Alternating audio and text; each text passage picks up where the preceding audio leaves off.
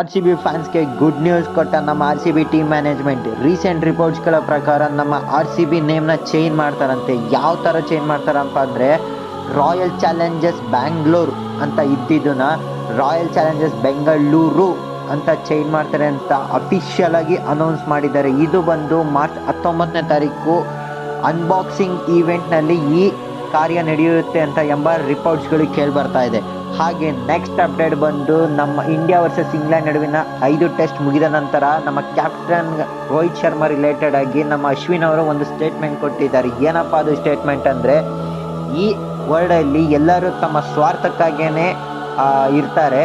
ಅದರಲ್ಲಿ ನಮ್ಮ ರೋಹಿತ್ ಶರ್ಮಾ ಅವರು ಬೇರೆಯವರ ಏಳಿಗೆಗಾಗಿ ಹಾಗೂ ಬೇರೆಯವರಿಗೆ ಸಪೋರ್ಟ್ ಮಾಡೋದ್ರಲ್ಲಿ ತುಂಬ ಒಳ್ಳೆ ಮನುಷ್ಯ ಎಂಬ ಒಂದು ಬಿಗ್ ಸ್ಟೇಟ್ಮೆಂಟ್ ಕೊಡ್ತಾ ಇದ್ದಾರೆ. ಸೊ ಈ ವಿಡಿಯೋಯಿಂದ ಸ್ವಲ್ಪನಾದರೂ ಇನ್ಫಾರ್ಮೇಷನ್ ಸಿಕ್ಕಿದ್ರೆ ದಯವಿಟ್ಟು ನನ್ನ ಚಾನಲ್ ಸಬ್ಸ್ಕ್ರೈಬ್ ಹಾಗೆ ಸಪೋರ್ಟ್ ಮಾಡಿ ಅಂತ ಕೇಳ್ಕೊಳ್ತೀನಿ.